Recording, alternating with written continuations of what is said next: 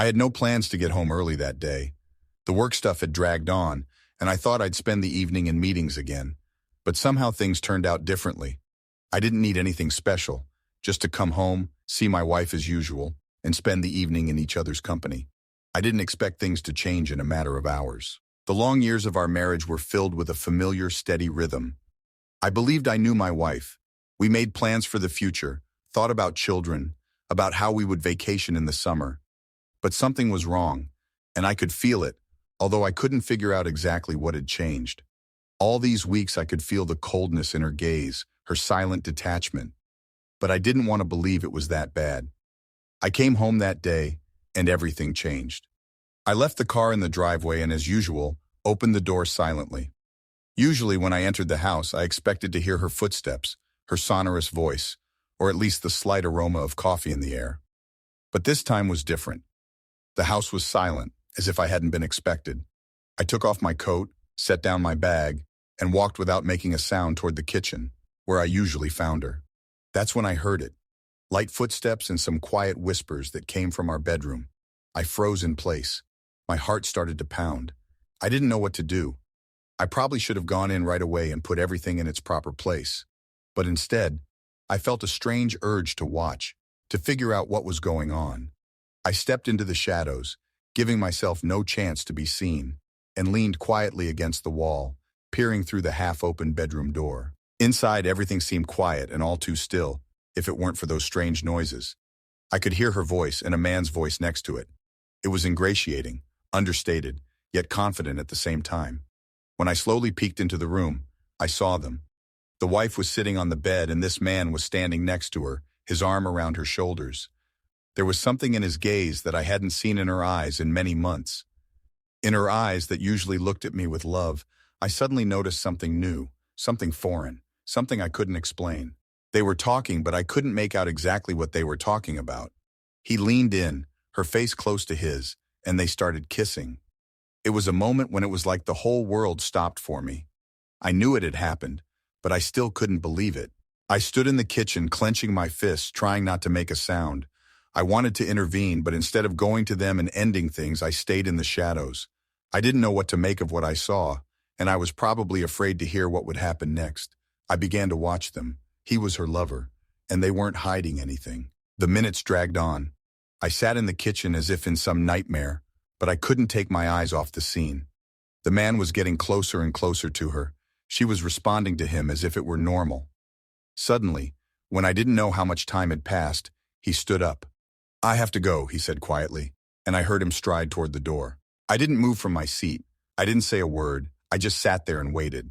His footsteps slowed, and finally the door closed. Only then did I feel how hard it was to breathe.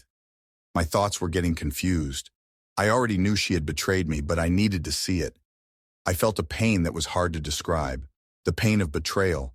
The pain of being willing to trust. And now there was only emptiness in front of me. I sat in the kitchen, and when she walked in, her eyes met mine. She froze in place, her face pale, and for a moment everything around her disappeared. "You didn't leave?" Her voice shook, as if she wanted to justify herself but couldn't find the words. I stood there, unmoving. The words stuck in my throat, preventing me from answering. I stared at her, trying to figure out who this woman was that had once been my wife. She froze in the doorway, not knowing what to say. I could see her face losing color, her lips barely moving in an attempt to find words. She was always eloquent, always able to find an answer to any question. But now there was a man standing in front of me who didn't know how to justify himself. I thought you were going to be late today," she finally said, trying to sound calm, but I could hear the panic in her voice. I didn't respond. Silently, I rose from my seat and leaned on the edge of the table to keep my trembling legs from failing me. I didn't want to make a scene, didn't want to raise my voice, but silence was scarier than shouting. "Did you see it?" she finally asked, and her voice broke on the last word. I nodded. No words were needed to explain that I knew everything. She realized it immediately. Her eyes darted around the kitchen as if she was looking for a way out, a way to take it all back, but there was no going back. It's not what you think," she began, her voice shaking. A classic phrase I'd seen in movies but never thought I'd hear in real life. I grinned, bitterly, barely noticeable, but it was enough for her to realize I didn't believe her. "Then explain what it was," I said calmly. even though everything inside me was burning. She faltered. Her gaze flickered again, avoiding looking me in the eye.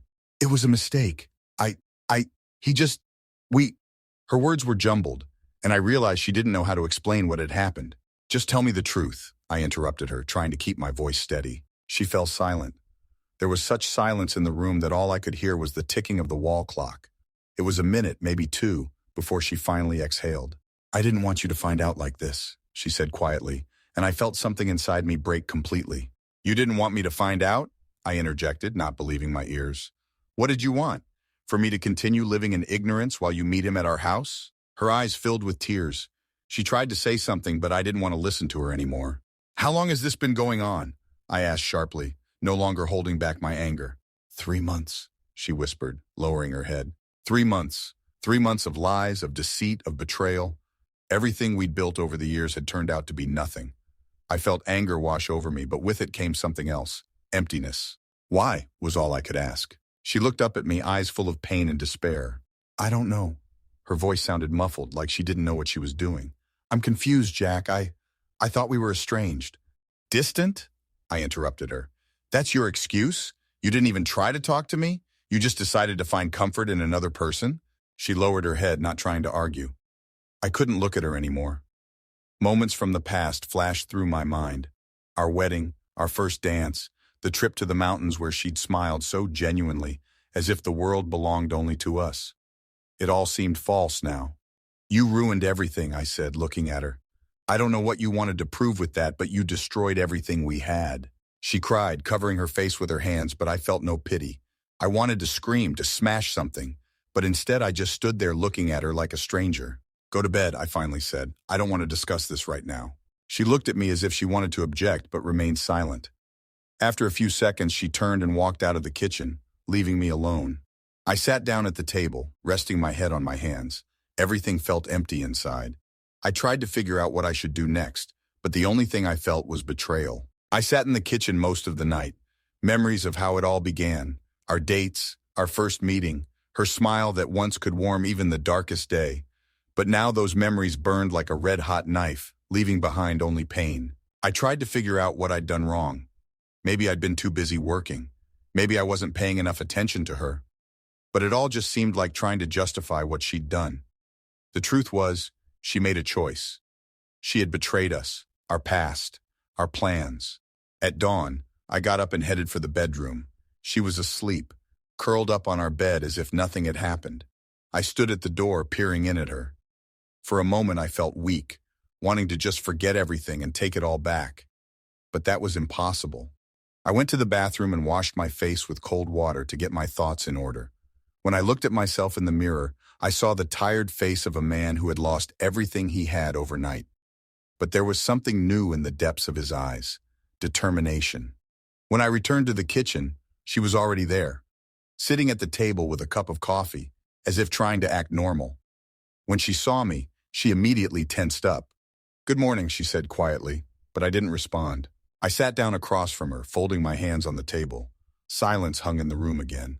She tried to look at me, but her gaze drifted away again and again. We need to talk, I finally said. She nodded as if she'd been expecting it, but her face was tense. Do you love him? I asked bluntly. She looked at me as if she hadn't expected such a question. Her lips quivered, but there was no answer. Answer, I repeated, raising my voice a little. No, she whispered, lowering her gaze. Then why? I asked, feeling the anger rise up inside again. Why did you ruin everything we had? She sighed, as if gathering her wits. I don't know, Jack. I'm confused. I thought things had gotten different between us. You were always busy. You became distant. And he was there for me. He listened to me. I know it's no excuse, but I felt alone. Her words sounded like 1,000 needles that stabbed straight into my heart. I felt lonely too, but I never thought to look for solace elsewhere. And you've decided that's the best way to deal with loneliness? I grinned sarcastically. I didn't think it would go this far, she replied, her voice trembling. Do you even realize you've ruined us? I looked directly at her and she couldn't bear to look at me. I do. I'm sorry, Jack. I don't know how to fix this, but I'm willing to try. Please give me a chance. A chance? She asked for a chance, as if everything could be taken back, as if nothing had happened. But I knew it wasn't. Nothing would ever be the same again. I need time, I said, getting up from the table. I need to think. She didn't answer anything. I walked out of the house, leaving her alone to sort herself out. That night changed everything. It showed me that what we had built over the years could be destroyed in a matter of moments. Now I had to decide whether to fight for what we had left or leave it behind. After that night, I decided to temporarily stay with my friend Mark. He and I had been friends since college, and if anyone could understand me at that moment, it was him. Mark was the kind of person who always knew how to listen without judging, and I knew his advice would be sincere. When I arrived at his place early in the morning, he didn't even ask any unnecessary questions. He just opened the door, looked at me and said, "Come on in." I felt as if I had been given a temporary shelter from the storm that was raging in my life. We sat in the kitchen drinking coffee and I told him everything, every detail, starting from the moment I got home and saw her with that man. Mark listened in silence, only nodding occasionally. "So what are you going to do now?" he finally asked when I was done. "I don't know," I admitted. "I can't just forget everything, but I can't just cut her out of my life. It's hard." Mark looked at me thoughtfully, then said, "You're entitled to your feelings, Jack, but you have to figure out what's more important to you, keeping your family together or putting it all behind you and starting over. Only you can decide that." His words sounded simple, but I knew it was actually much more complicated than that. Every time I closed my eyes, I saw her scared face, her tears. But along with it, I saw him, the man who'd walked into my home, into my life, as if it were his right. After spending a few days at Mark's, I decided to take a break from work. I needed time to get my thoughts in order. I called my supervisor and explained the situation. He was understanding, saying I could take as much time as I needed. But even away from home, I couldn't stop thinking about her. I felt torn by contradictions. Sometimes I wanted to go back and hug her and try to make things right.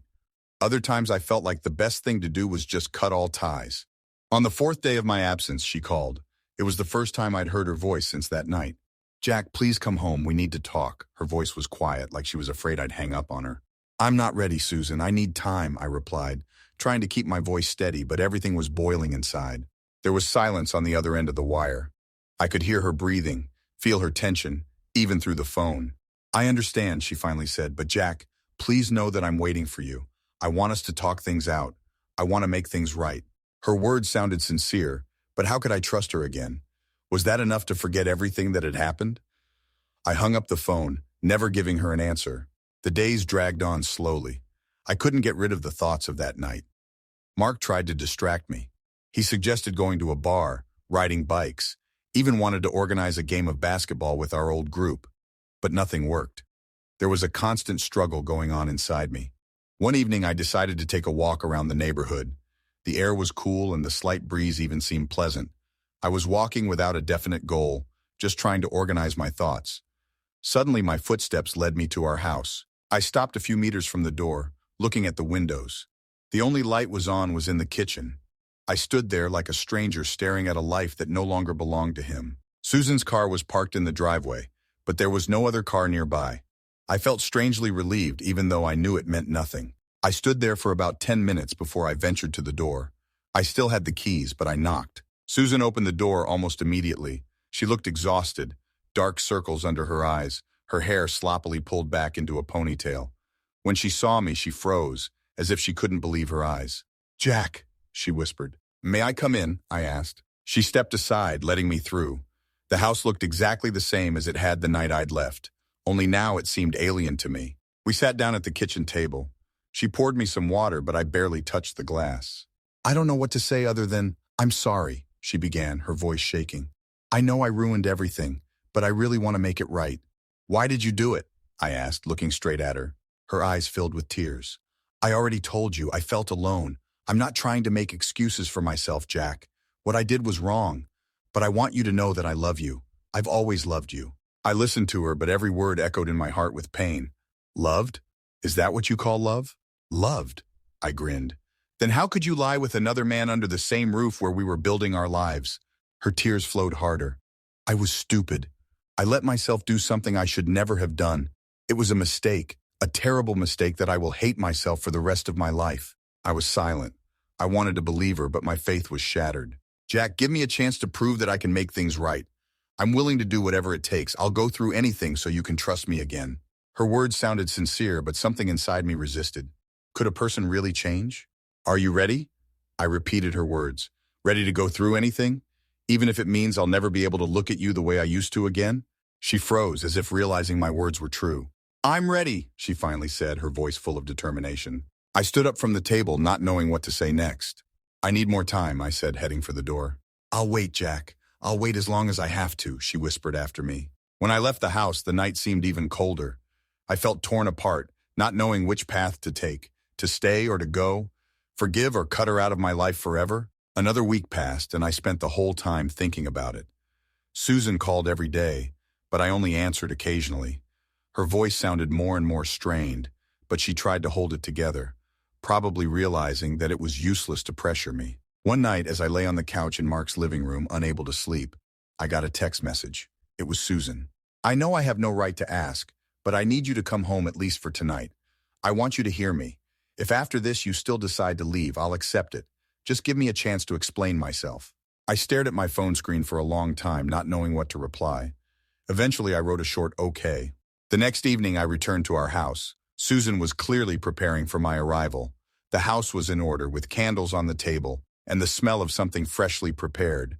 She met me at the door, fidgeting nervously with the edges of her sweater. Thank you for coming, she said as I entered. I nodded, walking silently into the living room. It looked like nothing had happened, like I'd just gotten home from work. But inside, I felt completely different. She sat across from me holding a cup of tea, even though she didn't seem to be drinking at all. Jack, I know this is hard for you. I can see that. And I want you to know that I'm hurting too. I'm not asking for forgiveness. I realize that's pointless. But I want to tell you everything, without lies, without embellishments. Her voice trembled, but she continued. Told how they'd started hanging out at work, how it had started with corny jokes and then turned into something more. Told me how she'd felt depressed the last few months, like I distanced myself from her, and that was an excuse for what she'd done. I'm not saying it's your fault, she added, looking me straight in the eye. It's my fault. I'm the one who let myself do the things that ruined us. Her confession was painful, but at least it was honest. I could see that she was genuinely remorseful. But could I forget? Susan, you say you love me, but how can you love the man you betrayed so much? I asked. I know how it sounds, she replied, lowering her eyes, but it's the truth. I love you, Jack. I made a terrible mistake, but that doesn't mean my feelings for you were a lie. We talked until well into the night. She begged me to give her a chance to prove that she could change, that she was willing to fight for us. I listened to her, feeling the anger, the pain, and the still remaining love struggling inside me. When I left, she walked me to the door. Jack, I'll do anything so you can trust me again. Please give me a chance, she whispered. I didn't say anything back, just nodded and walked away into the darkness of the night. The next day, I woke up feeling like I had to do something. Living in uncertainty was impossible, and I decided that we could start by trying couples therapy. Susan happily agreed. She was willing to do anything to give us a chance. Our first session was awkward, but I felt it could be the start of something new. We began to talk about what had driven us apart, about how we could fix what was broken. The road to healing might be long and difficult, but I decided to give it a chance, not for her, but for us. It had been a few months since we started seeing a couples therapist. I felt like I was at a crossroads where every road led to the unknown. Our sessions were painful, but perhaps that pain was the point.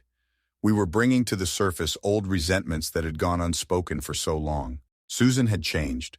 She became more attentive, spent more time at home, accompanied every action with an explanation, as if she was afraid I might misinterpret her actions.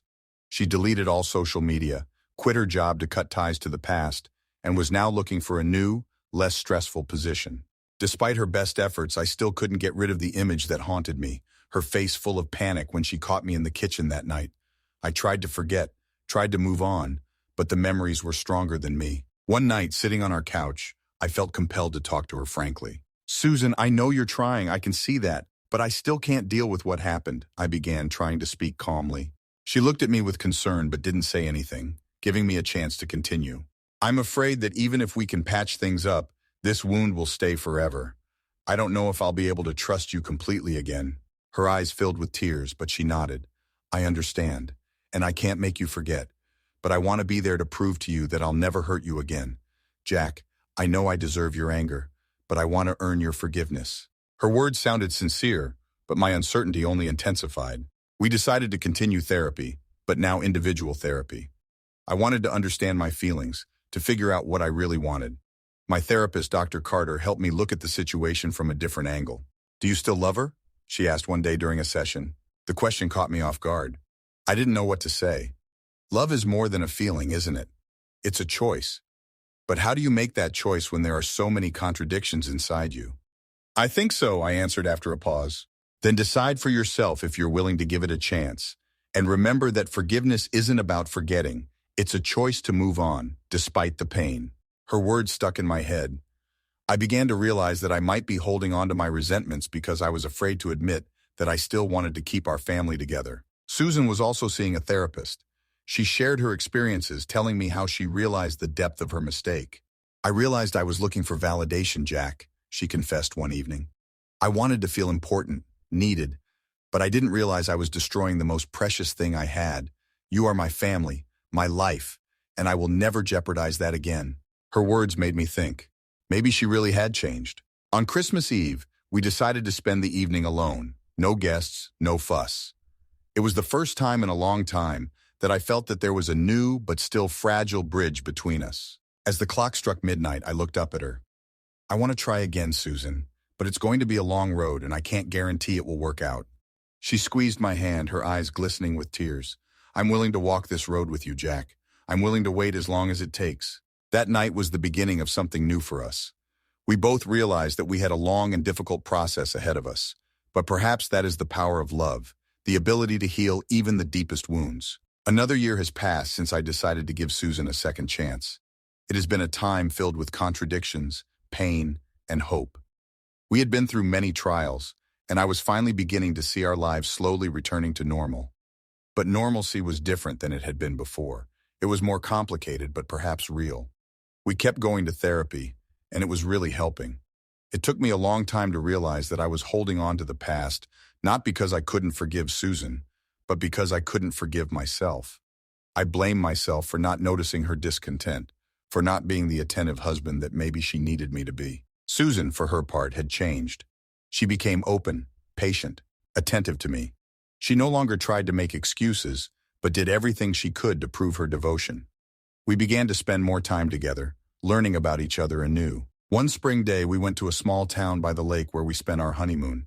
It was her suggestion, and I accepted, albeit hesitantly. As we walked along the water, she stopped and looked at me. "Jack, I know you're still struggling with this, and I want you to know that I'll always be grateful to you for giving us a chance. But if ever you feel like you can't go on, I'll understand." I was silent for a long time, looking at the calm surface of the lake. Those words, though spoken with good intentions, hurt me. I realized that she was still afraid of losing me, despite everything we'd already been through. "Susan, I'm not going to pretend everything is perfect," I finally replied. "But I've decided that I want to be with you. And if you're ready to keep walking beside me despite my doubts and fears, then I'm ready too." She smiled, her eyes filling with tears. "I'm ready, Jack. Always." When we got home, I felt something had changed. Perhaps this was the moment when the past began to let go of me. A few months later, I realized I was ready to take the next step. I suggested to Susan that we arrange a renewal of our vows. I wanted it to symbolize our new beginning. The ceremony was small, just us and our closest friends. Susan looked beautiful, her eyes shining with happiness. As she spoke her words, I felt like I was hearing them for the first time. "Jack, I know our road hasn't been easy, but I promise I will walk it with you no matter what. I promise to love you, honor you, and be faithful because you are my family, my life, and my love." My own words came hard to me, but I said what I felt. "Susan, I can't forget, but I can forgive. And I promise I will work at it every day because you are important to me. I choose you in spite of everything, and I believe we can build something new, better than we were." As we exchanged rings, I could feel the weight I'd been carrying all this time getting lighter.